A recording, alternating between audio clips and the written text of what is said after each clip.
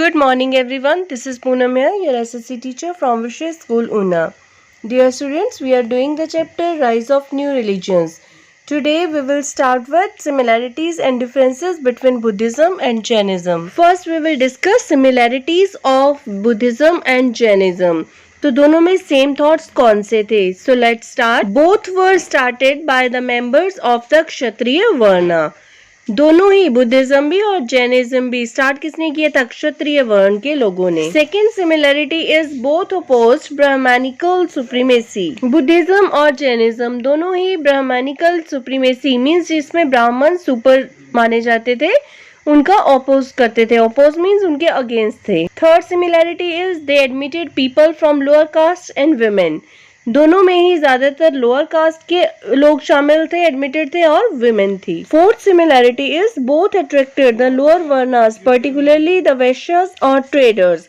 Buddhism और Jainism दोनों ने ही लोअर वर्ण के लोगों को अट्रैक्ट किया जिसमें खास करके वैश्य थे या फिर व्यापारी थे. Next similarity is both were simple religions without any elaborate और एक्सपेंसिव रिचुअल्स एंड प्रैक्टिसेस. दोनों के जो रिलीजन थे वो सिंपल थे, उसमें बहुत ज्यादा रिचुअल्स नहीं थे या फिर उनकी प्रैक्टिसेस वगैरह नहीं थी. Six similarity in both religions are they taught in the language of the masses. Masses means जो पीपल थे, लोग थे, मीन्स सिंपल जो लैंग्वेज थी उसमें वो लोग अपनी टीचिंग्स देते थे.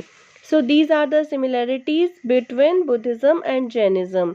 Now we will discuss differences between Buddhism and Jainism. First difference is Buddha stayed away from discussions on God, while Mahavira denied the existence of God altogether. Buddha भगवान के बारे में होने वाली डिस्कशन से दूर ही रहते थे और महावीर भगवान की एग्जिस्टेंस को डिनाई करते थे. डिनाई करना मीन्स उससे इनकार करना. Second difference was Jainism laid undue stress on non-violence, while Buddhism avoided extremes. So second difference is कि जो जैनिज्म थे वो नॉन वायलेंस पे स्ट्रेस देते थे और उसके ऑपोजिट बुद्धिज्म जो रिलीजन्स को मानने वाले लोग थे वो इसको अवॉइड करते थे. Third difference between Buddhism and Jainism was Jainism laid more emphasis on austerity as compare to Buddhism.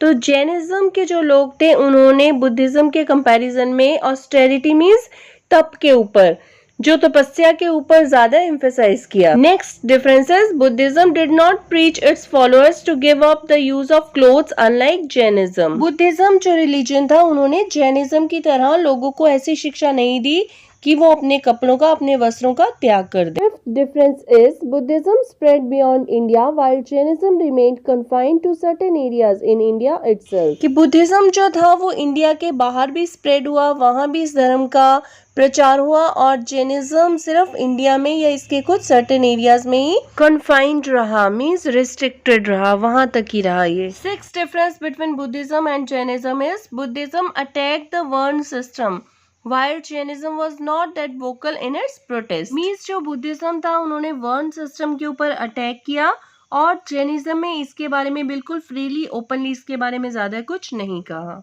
So it was all about the chapter. Let's take a quick recap of this chapter, Rise of New Religions. The period around the emergence of the Janapadas saw the coexistence of several belief systems, Brahmanism, Buddhism and Jainism. जब जनपदास का arise हुआ, emerge हुए, वो उस period में उन्होंने बहुत सारे जो बिलीफ्स हुए थे, जो उस टाइम में रिलीजन्स हुए थे, उनका राइज देखा, like Brahmanism, Buddhism and Jainism. The Upanishads are regarded as the source of Indian philosophy. उपनिषद को इंडियन फिलोसफी का सोर्स माना जाता है. In opposition to the Brahmanical teachings, there emerged several new religious sects, Jainism and Buddhism. Brahmanical teachings के opposite कुछ जो religions हुए वो Jainism थे और Buddhism थे. Mahavira led stress on a simple and austere life. Mahavira ने एक सिंपल और एक स्ट्रिक्ट लाइफ के ऊपर स्ट्रेस किया.